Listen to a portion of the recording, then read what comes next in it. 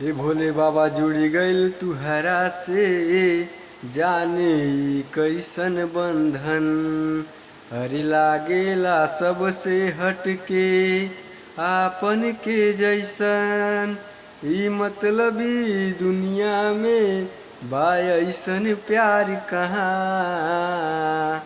तुहरा जैसन भोला कहाँ, तुहरा जैसन केहू होला कहाँ।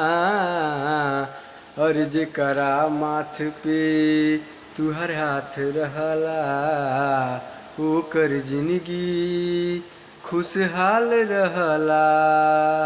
ए भोले बाबा तू हरदम अपने भगतन के साथ रहला।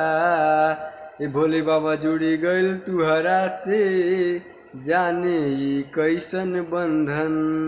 अरे लागेला सबसे हटके, आपन के जैसन।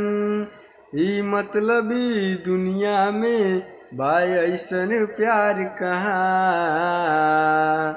तुहरा जैसन भोला कहाँ, आ तुहरा जैसन केहू होला कहाँ। धन्यवाद।